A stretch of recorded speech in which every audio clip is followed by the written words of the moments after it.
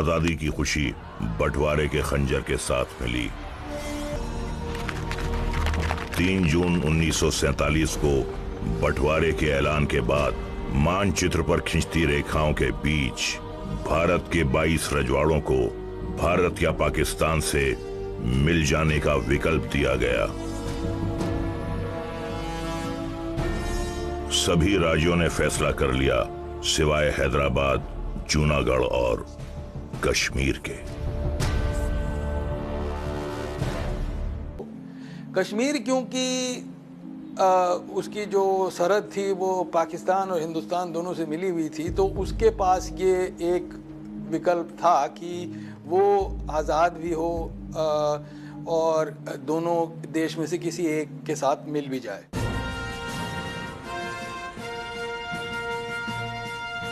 कश्मीर के महाराज हरि सिंह बदलते हालात को भांप नहीं पाए थे। वो एक आजाद देश के ख्वाब के साथ जी रहे थे, इस बात से पूरी तरह बेखबर कि जिन्होंने जिस पाकिस्तान की कल्पना की थी, कश्मीर उसका एक अहम हिस्सा था। भारत से तो उन्हें कोई खतरा नहीं था, पर पाकिस्तान उन्हें चैन से नहीं जीने देता।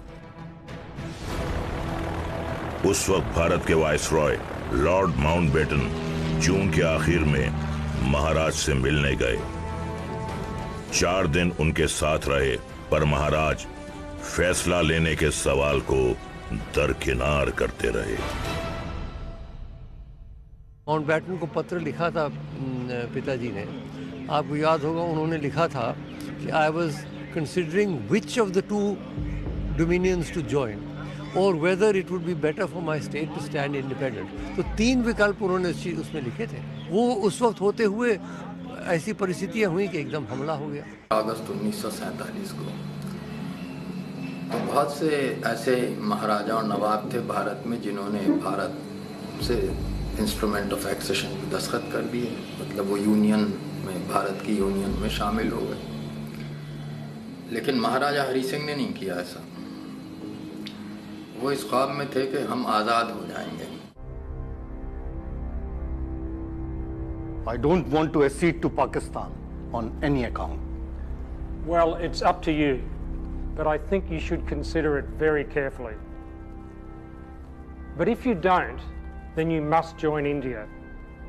In that case, I will see that an infantry division is sent up here to ensure the integrity of your boundaries. No, I don't wish to join India. I wish to be independent. You just can't be independent. You are a land-bound country. You're oversized, underpopulated. You will end up being a battlefield.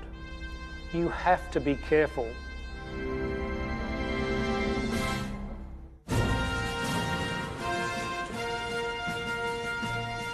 Hari Singh को खतरे का जरा भी आभास नहीं था।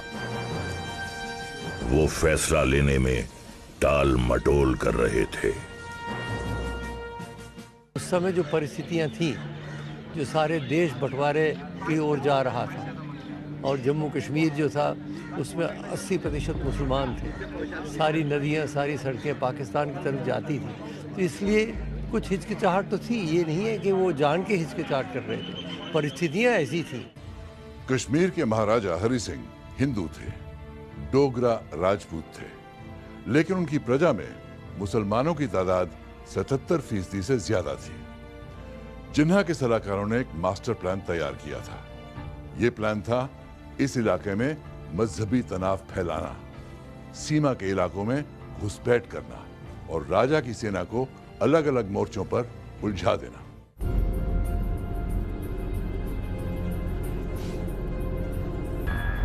मोहम्मद अली जिन्नाह अब बेसब्र हो रहे थे। पाकिस्तान के पूरे जल स्रोत जो है वो कश्मीर से आते हैं और उसके ऊपर अपना नियंत्रण रखना पाकिस्तान ने बहुत जरूरी समझा था।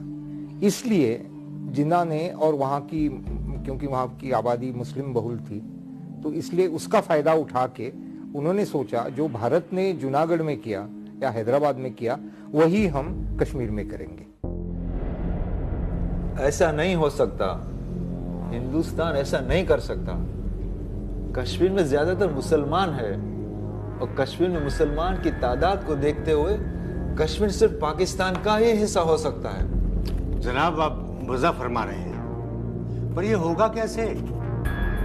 हरि सिंह खुद हमारे साथ आना ही नहीं चाहते।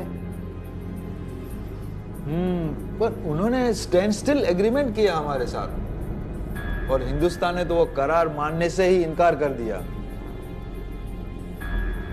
जनाब अली, आपको लगता है हिंदुस्तान कश्मीर पर हमला करने की हिम्मत करेगा?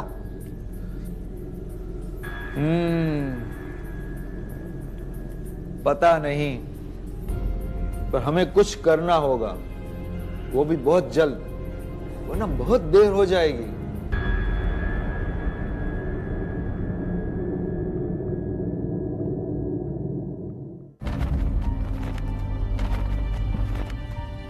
राज्यारोहण या एक्सेशन के सवाल को पाकिस्तान सांप्रदायिक रंग दे रहा था।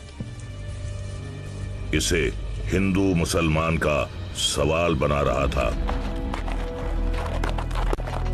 ताकि राज्य में रहने वाले मुसलमान पाकिस्तान के पक्ष में रहें और उनकी तरफ से लड़ें। बगावती प्रोपेगेंडा का ही नतीजा था कि गिलगिट को पाकिस्तान जबरदस्ती अपना हिस्सा बना चुका था।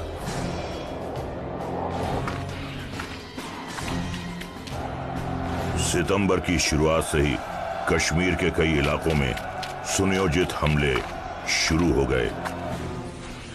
देखने में ऐसा लगता था कि ये हमले कबायली कर रहे हैं, पर हमला करते लोगों के झुंड में सादे लिबास में पाकिस्तानी सैनिक भी शामिल थे और ये आधुनिक हथियारों से लैस होते थे। अलग अलग इलाकों से रिपोर्ट आती और हरि सिंह की सेना इन इलाकों में व्यवस्था बहाल करने निकल पड़ती। नतीजन वो अलग अलग टुकड़ियों में बट गए और जिन्ना यही चाहते थे। It's a state affiliated to India, to the Indian Union. It's not a question of going there. So far as Pakistan is concerned, not without going into merits of the case, one thing is obvious, that it has no justification to be there. Absolutely none. You may argue about our being there, but that has no justification at all, its army being there. That's why you say this army should go. It's absolutely pure and sheer aggression sitting there.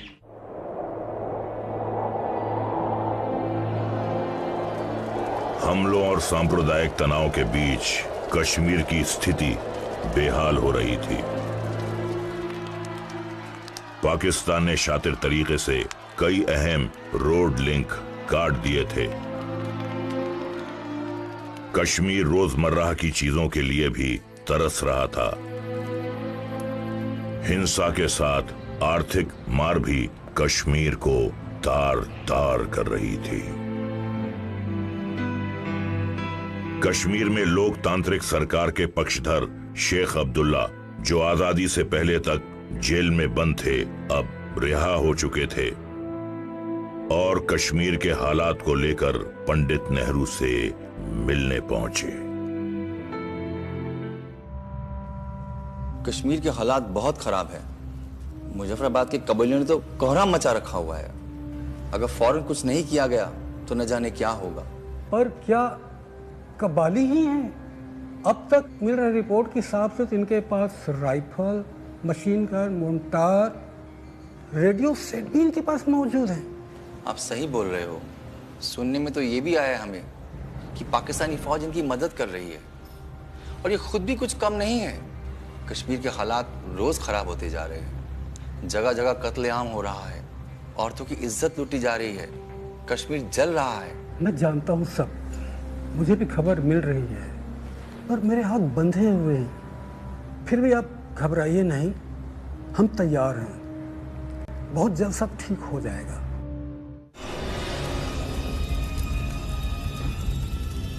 कबायलियों की दरिंदगी के किस्से सुनकर महाराजा हरि सिंह भी आतंकित थे। हालात बहुत बिगड़ चुके थे। कबायली बारामूला तक पहुंच चुके थे। बचने का कोई रास्ता न देख 24 अक्टूबर की रात हरि सिंह ने भारत सरकार से मदद की गुहार लगा दी। लेकिन माउंटबेटन ने भारत सरकार को सलाह दी कि जब तक कश्मीर भारत से जुड़ने का समझौता नहीं करता तब तक उसे मदद देना सही नहीं होगा। आखिरकार 26 अक्टूबर को महाराजा हरि सिंह हिंदुस्तान का हिस्सा बनने को तैयार हो गए। पाकिस्तान ने जो हमला कर दिया उससे फिर पिताजी को कोई विकल्प नहीं रहा, उन्होंने भारतवर्ष के साथ अपना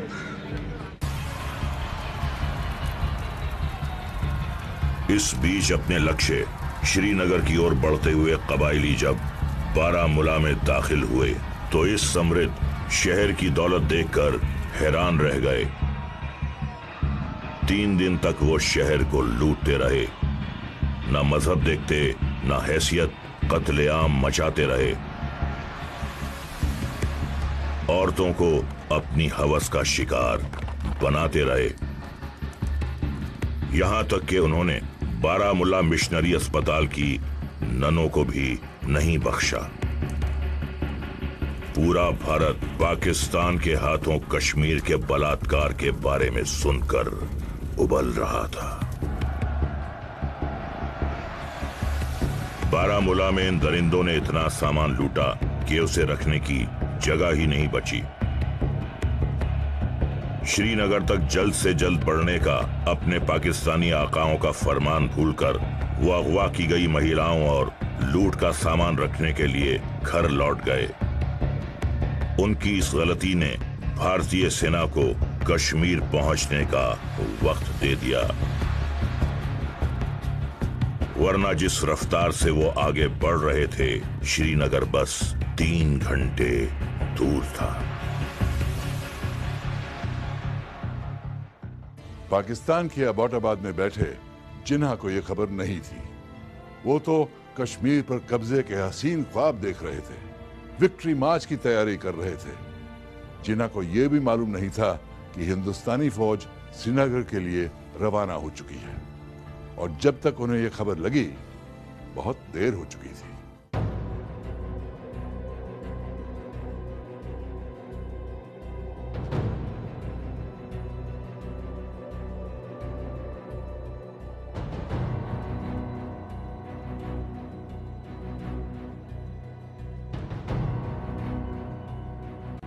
सर, बहुत बुरी खबर आई है। हिंदुस्तानी फौज श्रीनगर पर कूच कर रही है। क्या? ये कैसे मुमकिन है? और कबायली? वो तो सर बारामूला से आगे बढ़े नहीं, वहीं पर लूटपाट मचाकर बैठे हुए। फौरन जनरल गैसी को फोन करो, कहो कि हम श्रीनगर पे चढ़ाई करेंगे। उस वक्त पाकिस्तानी सेना के commander in chief general sir Douglas Gracey थे। जिन्हा ने सर ग्रेसी को फौरन पाकिस्तानी फौज कश्मीर भेजने का फरमान दिया। पर पाकिस्तानी फौज के supreme commander field marshal sir Claude Auchinleck ने कहा कि चूंकि कश्मीर अब भारत का हिस्सा है, भारत सरकार का यह कदम पूरी तरह जायज है। इसके बावजूद अगर पाकिस्तान सेना भेजना चाहता है तो ब्रिटेन का कोई भी अफसर इस युद्ध का हिस्सा नहीं होगा। पाकिस्तानी सेना में उस वक्त ज्यादातर अफसर ब्रिटिश थे, जिन्हा के पास कोई चारा नहीं था।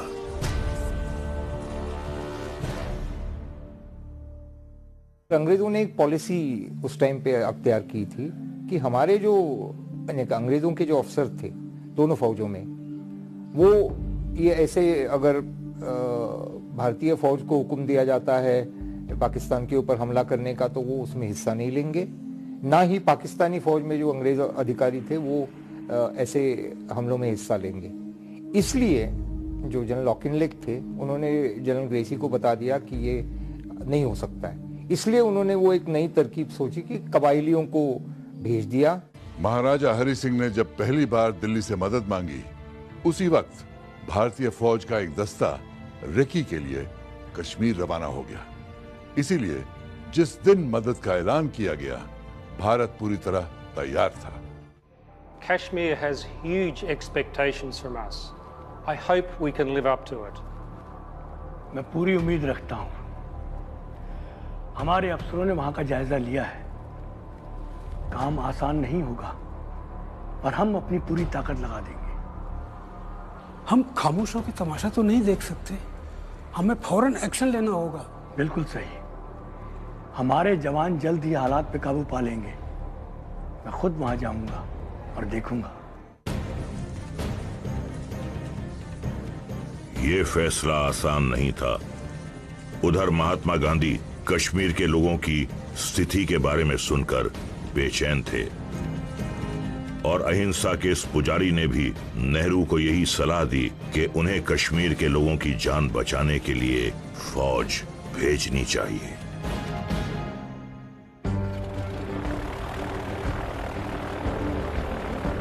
दिल्ली के 2 हवाई अड्डों से बेहद सुनियोजित तरीके से भारतीय फौज को श्रीनगर के लिए रवाना किया जा रहा था।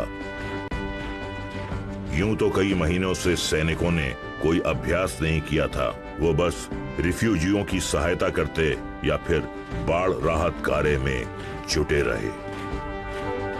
पर मुश्किल की घड़ी में भारतीय सेना की जब पहली जंग लड़ने की बारी आई तो उनके कौशल को देखकर विदेशी पर्यवेक्षक भी हैरान रह गए। आज़ादी के बाद में पहली दफ़ा उनको मौका मिला अपने झंडे के नीचे काम करने का। इस कारण हिंदुस्तानी फौज में कोई कम सीनियर ऑफिसर थे, कर्नल थे, मुश्किल से 1-2 ब्रिगेडियर बने थे, लेकिन उनकी हिम्मत बहुत बड़ी थी कि हम अपने देश की हिफाजत के लिए ये काम कर रहे हैं। इस बीच हिंदुस्तानी सेना की एक पूरी ब्रिगेड श्रीनगर में जुट चुकी थी। उसके नए कमांडर ब्रिगेडियर एलपी सेन महज 37 साल के थे, पर युद्ध का खासा अनुभव उनके पास था। उन्हें खबर लगी कि श्रीनगर के दक्षिण में बडगाम गांव में कबायली इकट्ठा हो रहे हैं। उन्होंने फौरन 2 पेट्रोल पार्टियों को जायजा लेने के लिए रवाना कर दिया। कबायली बेहद बेरहम और धोखेबाज माने जाते थे। गुरिल्ला युद्ध यानी कि छुपकर वार करने में उनका कोई जवाब नहीं था। उन्हें हराना बेहद मुश्किल था क्योंकि वो इस इलाके के चप्पे चप्पे से पूरी तरह वाकिफ थे। कबायली अब तक तो छिपकर अपने पारंपरिक अंदाज में लड़ते हुए आगे बढ़ते आए, पर श्रीनगर के भीतर दाखिल होने के लिए उन्हें खुद को छोटे छोटे गुटों में बांटना पड़ा था ताकि वो भारतीय फौज को नजर ना आए।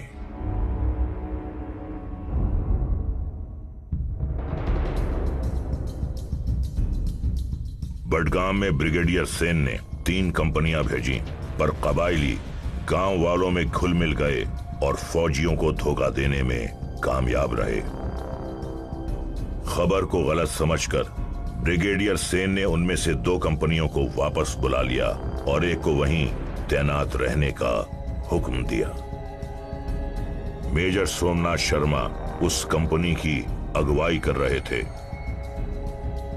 24 साल के मेजर शर्मा का दाहिना हाथ फ्रैक्चर था और बहुत जिद के बाद उन्हें युद्ध में आने की इजाजत मिली थी।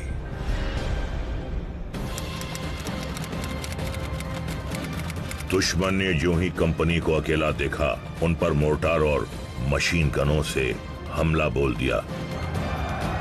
सैनिकों ने पहले हमले का तो मुंह तोड़ जवाब दिया, पर दुश्मन की संख्या 700 से ज्यादा थी और हिंदुस्तानी सैनिक महज 100 के करीब। मेजर शर्मा ने मदद का संदेश भेजा, पर हमला बेहद अचानक और तेज हुआ था।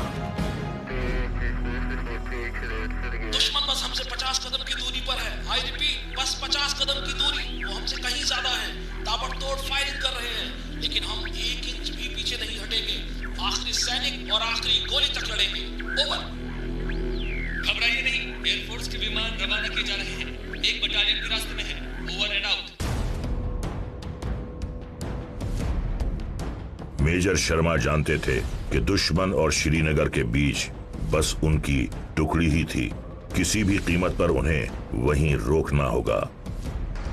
अपने टूटे हुए हाथ की वजह से मेजर शर्मा बंदूक तो नहीं चला सकते थे, पर सैनिकों की मशीन गन में मैगजीन लोड करते रहे। चारों ओर से आ रही गोलियों से बेपरवाह वो हर सैनिक के पास जा जाकर लड़ते रहने के लिए उत्साह बढ़ा रहे थे। एक ऐसी ही कोशिश के दौरान दुश्मन की ओर से फेंका गया एक मोर्टार उनके नजदीक पड़े गोलियों के ढेर पर जा गिरा। मेजर सोमनाथ शहीद हो गए, पर उनकी बहादुरी उनके सैनिकों को लड़ते रहने के लिए प्रेरित कर गई। इस लड़ाई में दुश्मन के 7 के मुकाबले हिंदुस्तान का बस एक सैनिक था। फिर भी 6 घंटे तक उन्हें उलझाए रखा। He informed the headquarters in the airfield that Somnath Sharma ने हेडक्वार्टर में खबर भेजी कि यहाँ पर हालात बिगड़ रहे हैं। वहाँ से उन्हें ये आदेश मिला कि तुरंत वापस लौट आओ, दुश्मन बहुत ज्यादा है और उनसे मुकाबला कर पाना तुम्हारे लिए अभी मुनासिब नहीं होगा। लेकिन सोमनाथ शर्मा ने कहा कि अगर मैं लौट आया तो उन्हें रोक पाना बहुत मुश्किल होगा। मैं अपनी आखिरी सांस तक लड़ता रहूंगा।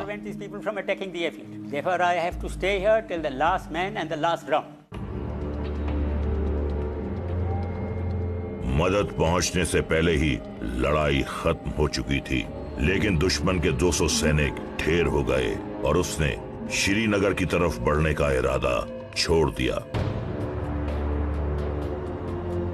मेजर सोमनाथ शर्मा की टुकड़ी ने भारत को इतना वक्त दे दिया था कि श्रीनगर पहुंचने के रास्तों को सील किया जा सके। ये हिंदुस्तानी फौज की पहली जंग थी और मुकाबला हर मोर्चे पर था।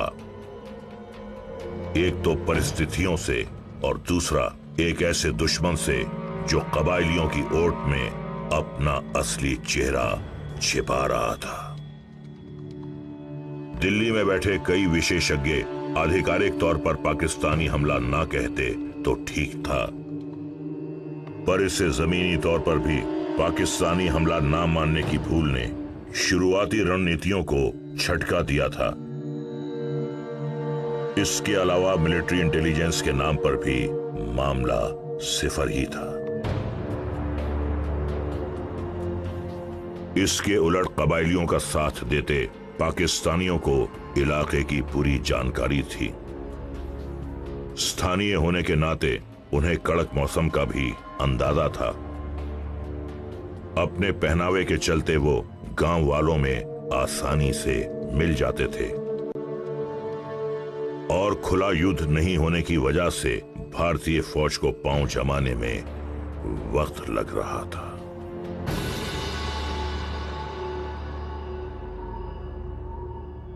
हिंदुस्तान की ताकत यह थी कि उसकी फौज के पास बेहतरीन कमांडर्स थे। हार में वो कोई ना कोई सबक तलाश लेते और फौरन अपनी गलतियां सुधार लेते थे, और जब जीत हासिल होती तो हौसला बढ़ाते और आगे बढ़ते जाते। हिंदुस्तानी फौज अब एक बहुत अहम जीत की दहलीज पर थी। 1 नवंबर को भारत और पाकिस्तान के बीच लाहौर में बातचीत होनी थी। नेहरू तो नहीं गए, पर माउंटबेटन इस बैठक के लिए पहुंचे। यहां जिन्ना ने सलाह दी कि कश्मीर में जंग बंद होनी चाहिए और दोनों पक्षों को फौरन एक साथ पीछे हट जाना चाहिए।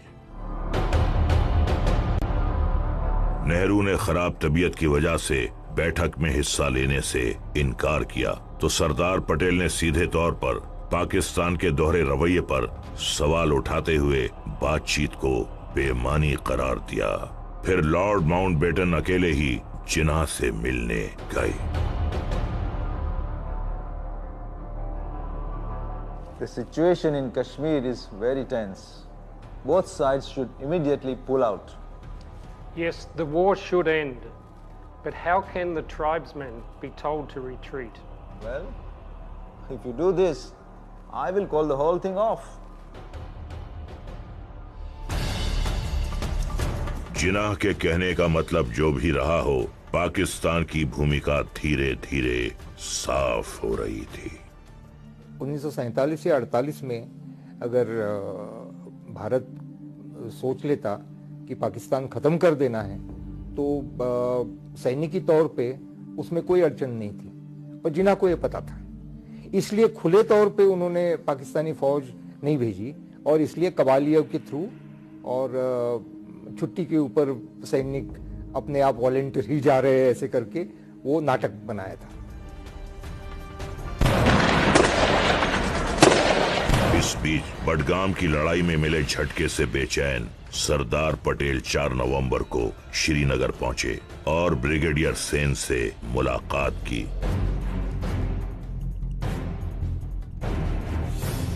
अब तक कश्मीर की सुरक्षा के लिए अतिरिक्त बलों को भेजने पर भारत पसोपेश में था। ताजा बंटवारे से हिंदुस्तान के कई शहर जल रहे थे और वहां भी सेना की तैनाती जरूरी थी, पर सरदार पटेल कश्मीर की अहमियत को समझ रहे थे।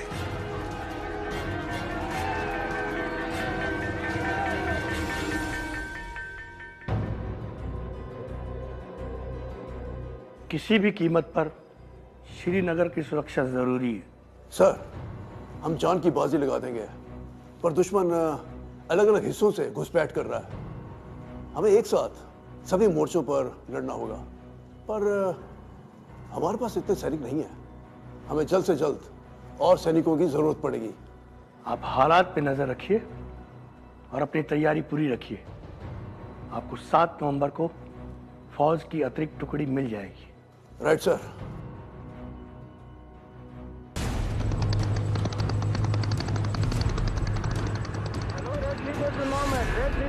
7 नवंबर को ही वायुसेना के विमान जब हवाई रेकी कर रहे थे, तब उन्हें पता चला कि कबायली शाला टैंकी इलाके में जुटे हैं। ब्रिगेडियर सेन को अतिरिक्त बलों के आने का इंतजार था। अब उन्हें फैसला करना था, या तो मदद का इंतजार करें या हमला बोल दें, क्योंकि दुश्मन को पांव गड़ाने का जितना वक्त दिया जाता वो उतना ही मजबूत होता।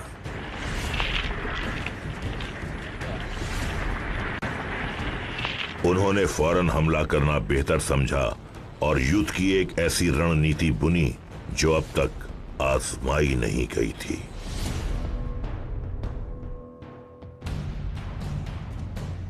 दुश्मन इस तरफ से आगे बढ़ रहा है। आपकी टुकड़ी दाईं तरफ से और आप बाईं तरफ से आगे बढ़ेंगे।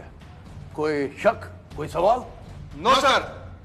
वैसे भी लोगों को खुले में लड़ने की आदत नहीं है, छिपकर वार कर रहे हैं ये लोग। सर, पता चला है कि जहां पर वो इस वक्त है वहां पर ताजा हल चलाया गया है। गुड। एयरफोर्स ऊपर से हमला करेगा। So it's final now. आप लोग अपनी पोजीशन को समझ चुके हैं। Just go and teach them. Yes sir. Sir,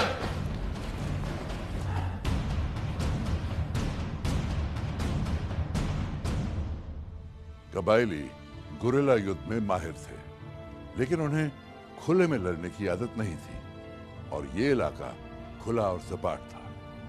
brigadier Sen ने उन्हें 2 तरफ से तो घेरा ही, पीछे से भी घेर लिया और बची कुची कसर एयरफोर्स के विमान आसमान से मौत बरसाकर पूरी कर रहे थे।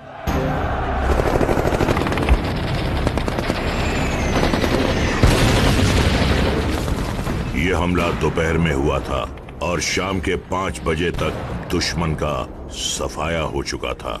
जो बचे वो हथियार छोड़ कर भागे।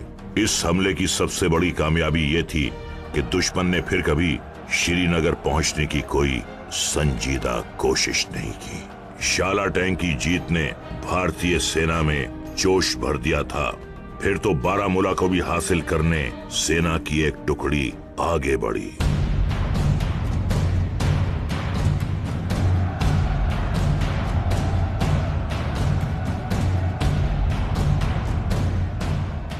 नवंबर की सुबह जब सैनिक वहां पहुंचे तो शहर में सन्नाटा पसरा था। लूट और दरिंदगी के अनेकों निशान बिखरे पड़े थे। ना तो वहां दुश्मन का कोई निशान था और ना ही स्थानीय लोगों का। हर तरफ बस मौत की गंध और मौत का ही सन्नाटा था।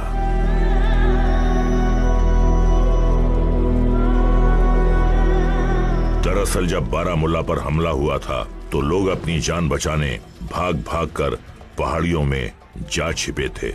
सैनिकों को आया देख धीरे धीरे लोग आसपास की पहाड़ियों से निकल निकल कर आने लगे।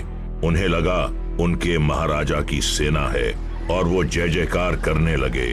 उन्हें ये समझने में कुछ वक्त लगा कि ये भारतीय सेना के जवान हैं और जैसे ही वो समझे उनकी राहत का ठिकाना नहीं था।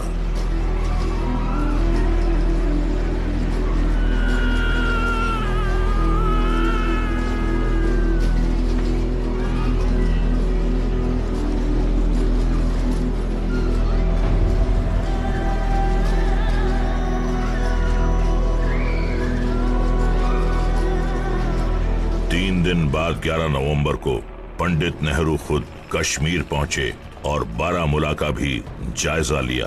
13 नवंबर को उरी को भी हासिल कर लिया गया और इसके साथ ही श्रीनगर घाटी से घुसपैठियों का सफाया हो गया। पाकिस्तान ने यह लड़ाई धोखे से छेड़ी थी और इसमें भी नाकाम होने के बावजूद वो अपनी चालों से बाज नहीं आ रहा था। उसकी मजहबी तनाव फैलाने की कोशिशें और तेज हो गईं।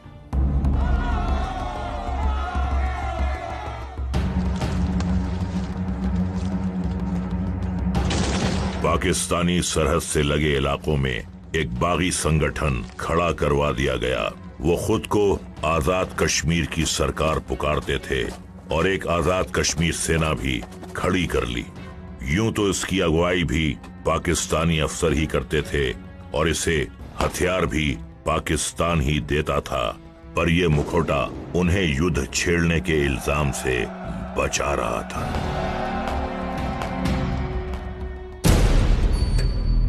तर्क के हिसाब से भारत को अब कश्मीर में दाखिल होने के रास्तों को सील करने की जरूरत थी, पर जब तक भारत घाटी से घुसपैठियों को भगा रहा था, सरहदी इलाकों में काफी कुछ बदल चुका था। इन इलाकों में कबायली खौफ का दूसरा नाम बन चुके थे। तकरीबन 30,000 गैर मुस्लिमों को या तो मार दिया गया था या अगवा कर लिया गया था। जम्मू में हालात और खराब हो रहे थे। कोटली और पूंछ राहत के लिए छटपटा रहे थे। अकेले पूंछ में 40,000 रिफ्यूजी पनाह लिए हुए थे। इन लोगों को वहां से निकालने के लिए एक बड़े ऑपरेशन को अंजाम दिया गया, पर सफलता नहीं मिली। एक तो दिसंबर की कड़कड़ाती ठंड और ऊपर से वहां दुश्मन की भीषण घुसपैठ। कई इलाकों में बर्फबारी हो रही थी और हिंदुस्तानी फौज के पास ऐसी ठंड से बचने के लिए पहनावा भी नहीं था।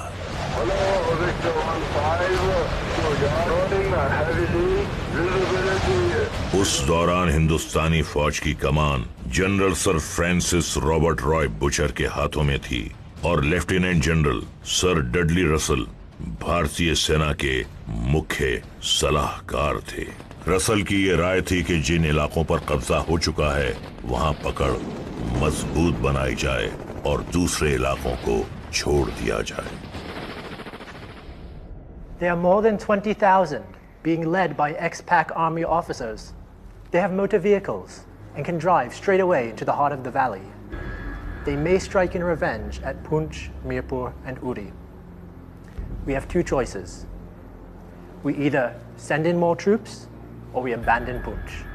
But if we move more soldiers, we may not be able to maintain them in the extreme cold. I think we should abandon Poonch and cut down on our commitments. We can't leave the refugees. We should go to Poonch.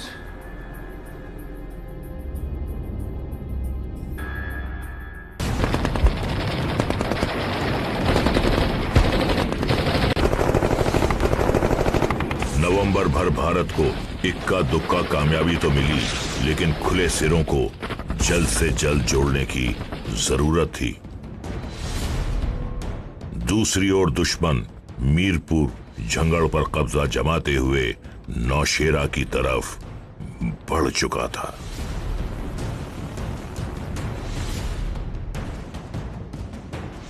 युद्ध के नियमों के मुताबिक किसी भी British अफसर को अब जम्मू कश्मीर जाने की इजाजत नहीं थी। क्योंकि बिना युद्ध क्षेत्र में गए फौज का नेतृत्व करना मुश्किल हो रहा था।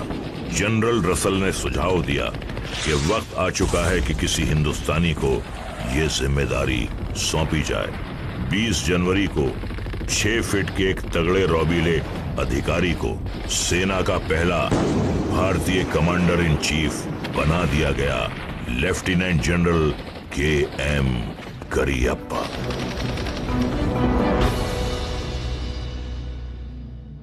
रसल चले आए वापस और वहां आके फिर रिजाइन कर दिया उन्होंने। कहा कि ऐसे हालत में हमें आर्मी कमांडर होना ठीक नहीं है, सेनापति रहना, क्योंकि हम तो ऑर्डर्स का उल्लंघन करके वहां हुआ है, मोरल रिस्टोर किया है। आपको एक इंडियन आर्मी कमांडर होना चाहिए। तो 20 जनवरी 1948 को करियप्पा बने आर्मी कमांडर। अभी तक आर्मी चीफ नहीं बने थे, 1 साल बाद बने वो आर्मी चीफ। जनरल करियप्पा ने चार्ज लिया और तुरंत जम्मू और कश्मीर के लिए निकल पड़े। उन्होंने फॉरवर्ड इलाकों का दौरा किया। उनकी पैनी नजर सबसे पहले नौशेरा पर पड़ी। फिर क्या था, वो फौरन समझ गए आगे का रास्ता।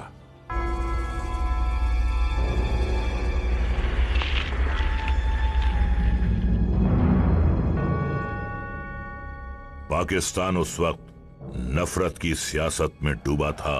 इस लड़ाई को हिंदू मुस्लिम रंग देने की कोशिश कर रहा था। वो इसे जिहाद कहता था, पर नफरत की उसकी सियासत की सबसे बड़ी हार हिंदुस्तानी फौज के हाथों ही लिखी थी, जहां हर सैनिक बस भारत माता का बेटा होता है। हिंदू मुस्लिम सिख या ईसाई नहीं। नौशेरा में ब्रिगेडियर मोहम्मद उस्मान भारत मां के ऐसे ही एक सपूत थे।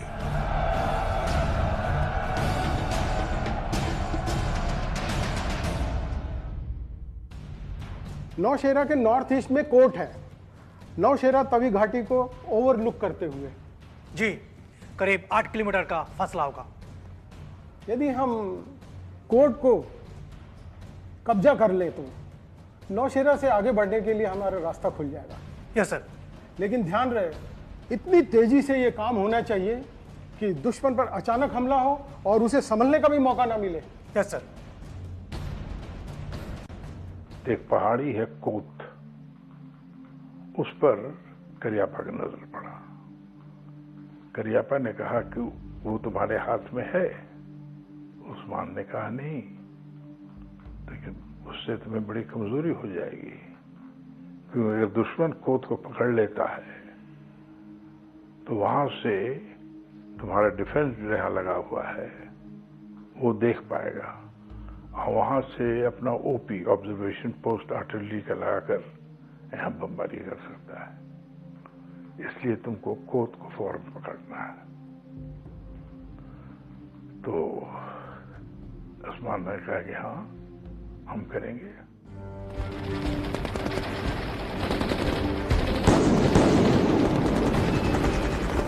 ब्रिगेडियर उस्मान प्लान के मुताबिक बढ़े और बेहद आसानी से कोट पर भारत का कब्जा हो गया। वहां तैनात पाकिस्तानियों को हमले की जरा भी भनक नहीं थी। दुश्मन के सफाए के बाद जब भारतीय सैनिक उनके ठिकाने के भीतर गए तो देखा ताजा ताजा नाश्ता लगा था, पर एक निवाला खाने का भी मौका उन्हें नहीं मिल पाया था।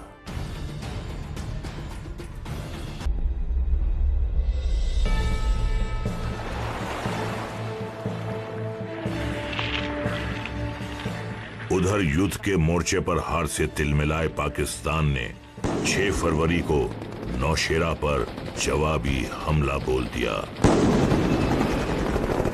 दुश्मन ने अपनी पूरी ताकत झोंक दी। इस लड़ाई को 47-48 के युद्ध की सबसे बड़ी लड़ाई कहा गया।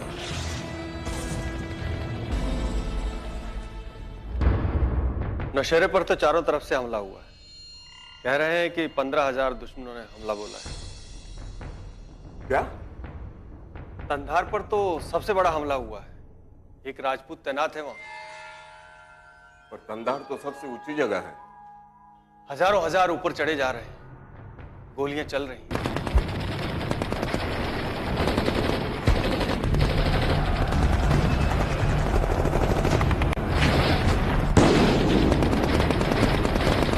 हमला बड़ा था, पर वहां तैनात टुकड़ी की बहादुरी भी कम नहीं थी। उस एक पिकेट में 27 सैनिक थे, जिनमें अब बस एक बचा था, जदुनाथ सिंह, और वो भी घायल थे। उनकी जांग में गोली लगी थी और दुश्मन 15 कदम की दूरी पर पहुंच चुका था। तब ट्रेंच से बाहर निकलकर उन्होंने दनादन गोलियां बरसानी शुरू की। दुश्मन चौंक के पीछे हट गया। तब तक एक और बटालियन वहां पहुंच गई और दुश्मन को खदेड़ दिया। जब बाद में नायक जदुनाथ सिंह का शव मिला तो उन्हें गोलियों के 8 जख्म थे, और वो भी सारे सीने पर। उसी दिन दोपहर के 3 बजे तक दुश्मन के हमले को कुंद कर दिया गया था। कोर्ट में लड़ाई देर रात तक चली, पर वहां से भी दुश्मन का सफाया कर दिया गया। हजारों मार गिराए गए थे। भारत ने 33 सिपाही खो दिए और 102 घायल हुए थे।